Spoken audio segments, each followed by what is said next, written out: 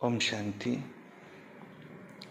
वाणी है आज की 16/8/2024 की और सार मुरली का मीठे बच्चे, मैं विदेही बाप तुम देहधारियों को विदेही बनाने के लिए पढ़ाता हूँ। यह है नई बात जो बच्चे ही समझते हैं। बाबा कैसा है? विदेही। हम कैसे हैं? देहधारी।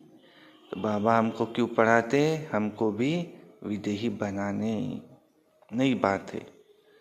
प्रश्न है, बाबा को एक ही बात बार बार समझाने की आवश्यकता क्यों पड़ती है? उत्तर, क्योंकि बच्चे घड़ी घड़ी भूल जाते हैं। कोई कोई बच्चे कहते हैं, बाबा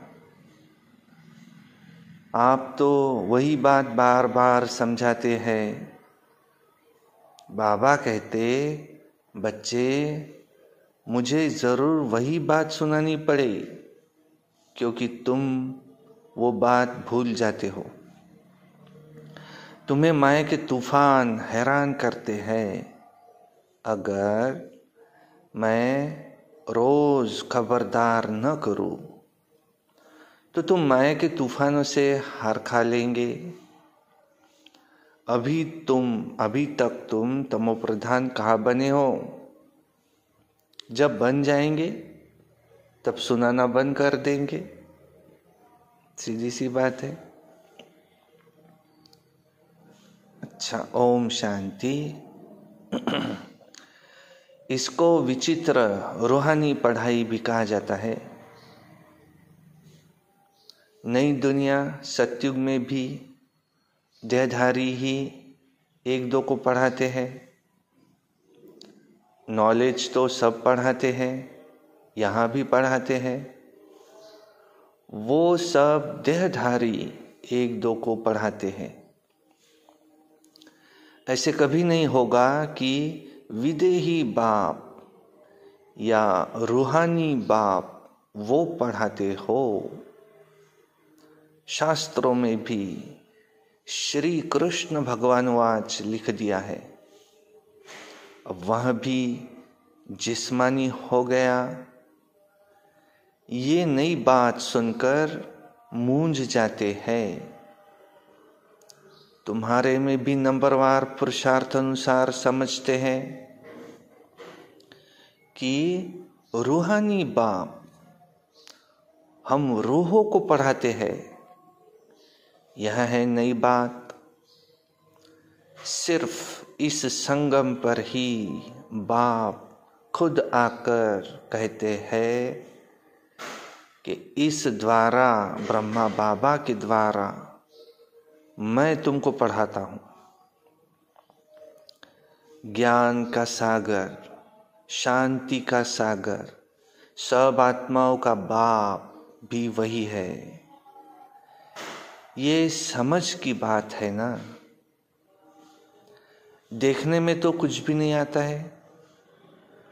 आत्मा ही है मुख्य और वह अविनाशी है। ये शरीर तो विनाशी है। अभी वो अविनाशी आत्मा बैठ पड़ती है और अविनाशी आत्मा बैठ पढ़ाती है। माना परमपिता शिव परमात्मा वो भी अविनाशी, आत्माएं भी अविनाशी। तो अविनाशी आत्मा बैठ पढ़ाती है अविनाशी आत्माओं को। भल तुम सामने देखते हो, ये तो साकार में शरीर बैठा है, परंतु ये तुम जानते हो कि ये ज्ञान देहधारी नहीं देते हैं। ज्ञान देने वाला विदेही बाप है। कैसे देते हैं वह भी तुम समझते हो। मनुष्य तो बड़ा मुश्किल समझते हैं। कितना तुमको माथा मारना पड़ता है ये निश्चय कराने के लिए, और वह तो कह देते कि निराकार का कोई नाम रूप देश काल ही नहीं है। अब वो बाप खुद बैठ पढ़ाते हैं कहते हैं कि मैं सब आत्माओं का बाप हूं, जिसको तुम इन आंखों से देख नहीं सकते हो, समझते हो कि वो विदेही है, ज्ञान आनंद प्रेम का सागर है, और वो कैसे पढ़ाएंगे। तो बाप खुद समझाते हैं कि मैं कैसे आता हूँ, किसका आधार लेता हूँ। मैं कोई गर्भ से जन्म नहीं लेता हूँ, मैं कभी मनुष्य व देवता नहीं बनता हूँ। देवता भी शरीर लेते हैं, मैं तो सदैव अशरीर ही रहता हूँ।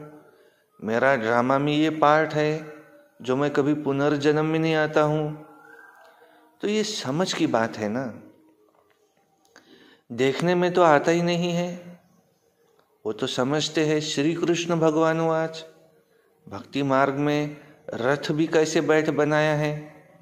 अब बाप कहते हैं बच्चे तुम मूंझते तो नहीं हो, अगर कुछ नहीं समझते हो तो बाप से आकर समझो। यूं तो बिगर पूछे भी बाप सब कुछ समझाते ही रहते हैं, जिसमें तुमको कुछ भी पूछने की दरकार नहीं है। मैं इस पुरुषोत्तम संगम युग पर ही अवतार लेता हूँ। मेरा जन्म भी वंडरफुल है, तुम बच्चों को भी वंडर लगता है। कितना बड़े ते बड़ा इम्तहान पास कराते हैं, बहुत बड़े ते बड़ा विश्व का मालिक बनाने के लिए पढ़ाते हैं। तो वंडरफुल बात है ना। कहते हे आत्माओं, हर 5000 वर्ष के बाद मैं तुम्हारी सर्विस में आता हूँ, आत्माओं को पढ़ाता हूँ। कल्प कल्प कल्प के संगम युग तुम्हारी सेवा में मैं आता हूँ। आधा कल्प तुम मुझे पुकारते आए हो, हे बाबा हे पतित पावन आओ। श्री कृष्ण को कोई पतित पावन नहीं कहते हैं, पतित पावन परम पिता परमात्मा को ही कहते हैं। तो बाबा को भी आना पड़ेगा पतितों को पावन बनाने। इसलिए कहा जाता है अकाल मूर्त सत बाबा, अकाल मूर्त सत टीचर और अकाल मूर्त सदगुरु। सिख लोगों के भी बहुत अच्छे स्लोगन हैं, परंतु उन्हों को ये पता नहीं है कि सदगुरु अकाल मूर्त आते कब है। ये भी गायन है, मनुष्य से देवता किए करत न लागी वार। अब कब आकर मनुष्य को देवता बनाते हैं। वही सर्व की सद्गति करने वाला है, ये तो पक्का निश्चय होना चाहिए। क्या आकर करते हैं, सिर्फ कहते मन मना भव, उसका अर्थ भी समझाते हैं और कोई भी अर्थ नहीं समझाते। तुमको सद्गुरु अकाल मूर्त बैठ समझाते हैं इस देह के द्वारा, ब्रह्मा बाबा की देह के द्वारा, कि तुम अपने को आत्मा समझो। तो ये समझना चाहिए, विश्व का मालिक बनाने के लिए बाप को आना पड़ता है। तुम बच्चों की सेवा में समझाते हैं, हे रूहानी बच्चों, तुम सतो प्रधान थे, फिर तुम तमो प्रधान बने। ये सृष्टि का चक्र है, फिरता ही रहता है ना। पावन दुनिया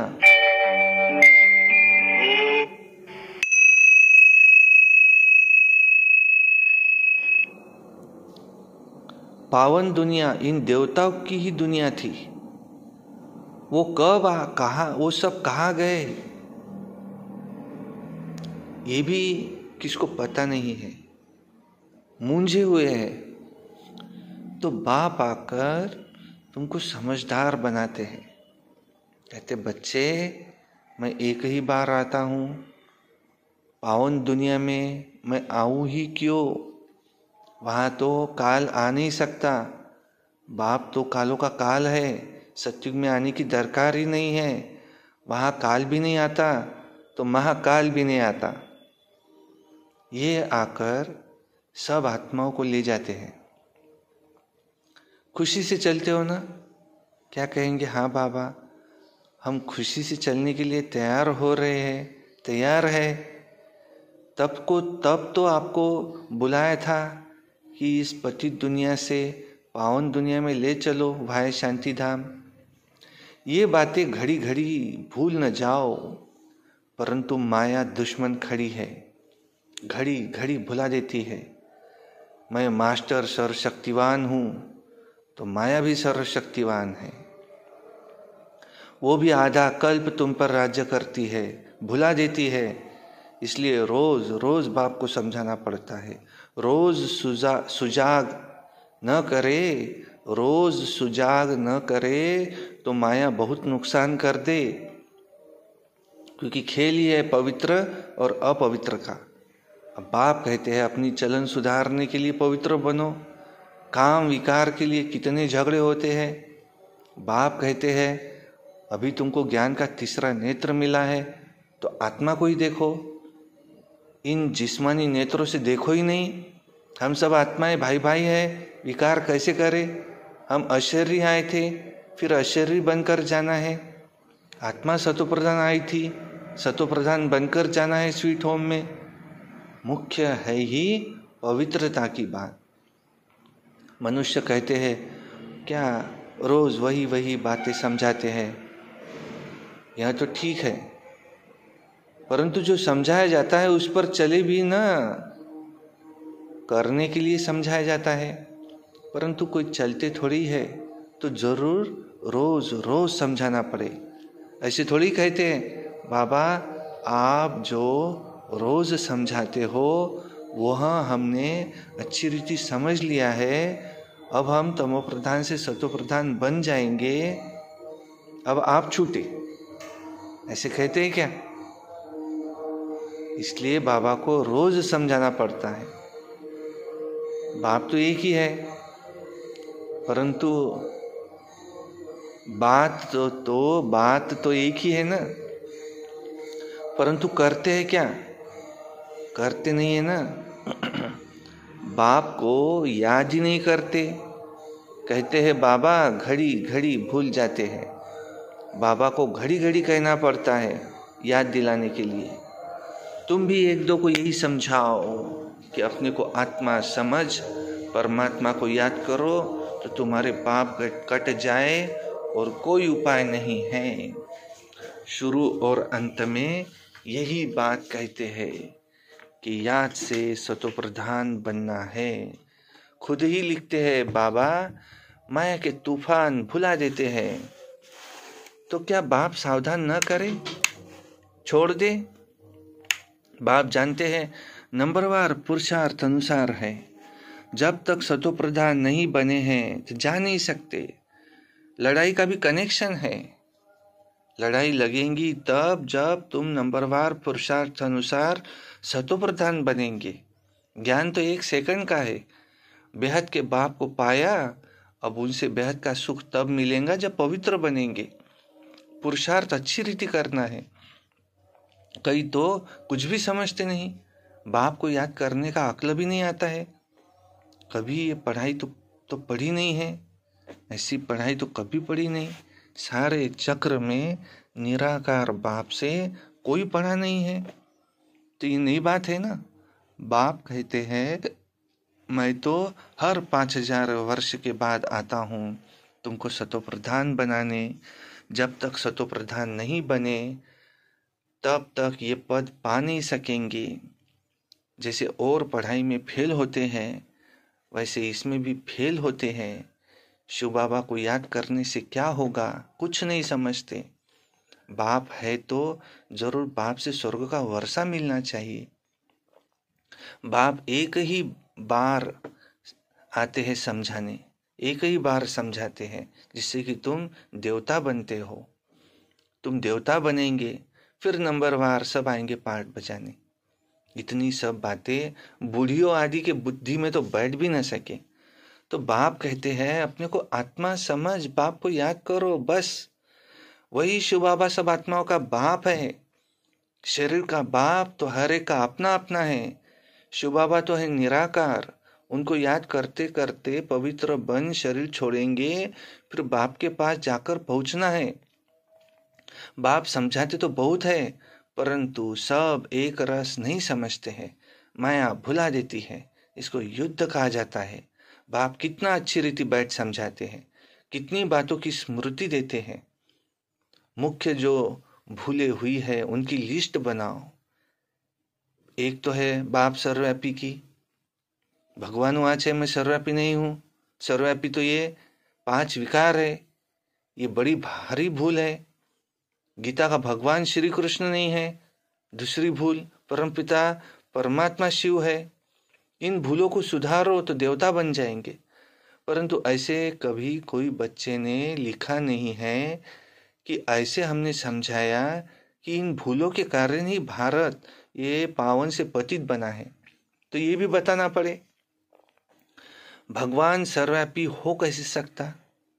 भगवान तो एक है। जो सुप्रीम बाप, सुप्रीम टीचर, वो सुप्रीम सदगुरु है। कोई भी देहधारी को सुप्रीम फादर, टीचर, सदगुरु कह नहीं सकते। श्री कृष्ण तो सारी सृष्टि में सबसे ऊंचा है। जब सृष्टि सतो प्रधान होती है तब वो आते हैं। फिर सतों में राम, फिर नंबरवार अपने समय पर आएंगे, शास्त्रों में दिखाते हैं। सबके विकार ले लेकर गला ही काला हो गया है। लेकिन अभी समझाते समझाते गला ही सूख जाता है। बात कितनी थोड़ी है, परंतु माया भी कितनी जबरदस्त है। हर एक अपने दिल से पूछे कि हम ऐसे गुणवान सतो प्रधान बने हैं। बाप समझाते हैं जब तक विनाश नहीं हुआ है तब तक तुम कर्मातीत अवस्था को पा नहीं सकेंगे। भले कितना भी माथा मारो, सारा समय शिव बाबा को बैठ याद करो और कोई बात ही नहीं करो। बस बाबा लड़ाई से पहले मैं कर्मातीत अवस्था को पाकर ही दिखाऊंगा। ऐसा कोई निकले, ऐसा ड्रामा में हो नहीं सकता। पहले नंबर में तो एक को ही जाना है। ये भी कहते हैं कि हमको कितना माथा मारना पड़ता है। माया तो और ही रुस्तम बन कर आती है। बाबा खुद कहते हैं मेरे तो बाजू में एकदम शिव बाबा बैठा है तो भी मैं याद नहीं कर सकता हूँ, भूल जाता हूँ। समझता हूँ मेरे साथ बाबा है, फिर मुझे भी तो याद करना पड़ता है जैसे तुम करते हो। ऐसे नहीं मैं तो साथ हूँ, इसमें खुश हो जाना है नहीं। मुझे भी कहते हैं निरंतर याद करो। साथ वाले तुम रुस्तम हो, तुमको तो और ही जास्ती तूफान आएंगे। नहीं तो बच्चों को कैसे समझा सकेंगे? ये सब तूफान तो तुम्हारे पास आएंगे। मैं उनके इतने नजदीक बैठे हुए भी कर्मातीत अवस्था को पा नहीं सकता हूं, तो फिर दूसरा कौन बनेगा? तो ये मंजिल बहुत ऊंची है। ड्रामानुसार सब पुरुषार्थ करते रहते हैं। भल कोई ऐसी कोशिश करके दिखाए कि बाबा हम आपसे पहले कर्मातीत अवस्था को पाकर ये बनकर दिखाते हैं, परंतु हो नहीं सकता। ये ड्रामा बना बनाया है। तुमको पुरुषार्थ तो बहुत करना है। मुख्य सारी बात है कैरेक्टर्स की। देवताओं के कैरेक्टर्स और पतित मनुष्यों के कैरेक्टर्स में कितना फर्क है। तुमको विकारी से निर्विकारी बनाने वाला वो शिव बाबा है। तो पुरुषार्थ कर बाप को याद करना पड़े, भूलो नहीं। बाकी अबलाएं बिचारी परवश है, अर्थात रावण के वश है, तो क्या कर सकती है? तुम हो राम ईश्वर के वश, वह है रावण के वश, तो युद्ध चलती है। बाकी राम और रावण की युद्ध नहीं होती है। बाप तुम बच्चों को भिन्न भिन्न प्रकार से रोज रोज समझाते हैं। मीठे मीठे बच्चों अपने को सुधारते जाओ। रोज रात को पोता मेल देखो। सारे दिन में कोई आसुरी चलन तो नहीं चली। बगीचे में फूल नंबरवार तो होते ही है। दो एक जैसे कभी हो नहीं सकते। सभी आत्माओं को अपना अपना पार्ट मिला हुआ है। हर एक एक्टर्स पार्ट बजाते रहते हैं। बाप भी आकर स्थापना का कार्य करके ही छोड़ते हैं। हर 5000 वर्ष के बाद आकर विश्व का मालिक बना ही देते हैं। बेहद का बाप है ना, तो जरूर नई दुनिया का वर्षा ही देंगे।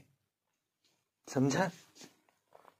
अच्छा, मीठे मीठे सिक्की लधे बच्चों प्रति माता पिता बाप दादा का याद प्यार और गुड मॉर्निंग।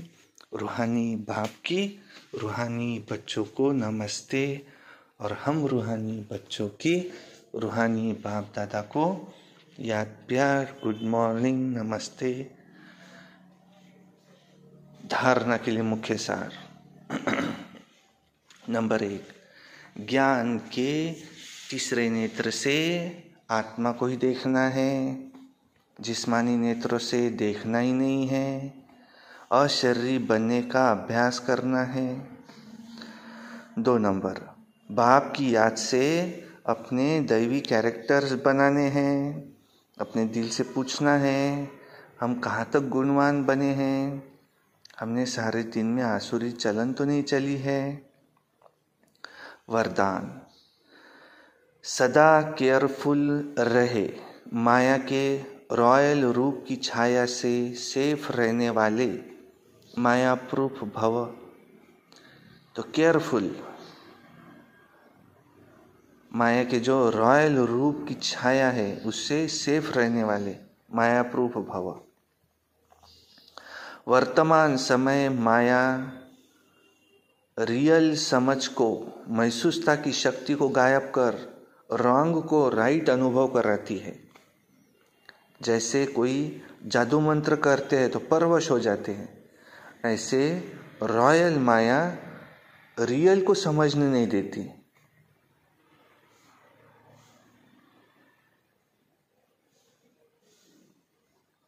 इसलिए बाप दादा अटेंशन को डबल अंडरलाइन कर रहे हैं। ऐसा केयरफुल रहो जो माया की छाया से सेफ माया प्रूफ बन जाओ। विशेष मन बुद्धि को बाप की छत्र छाया के सहारे में ले आओ। स्लोगन, जो सहज योगी है उनको देखकर दूसरों का भी योग सहज लग जाता है। जो सहज योगी है उनको देखकर दूसरों का भी योग सहज लग जाता है।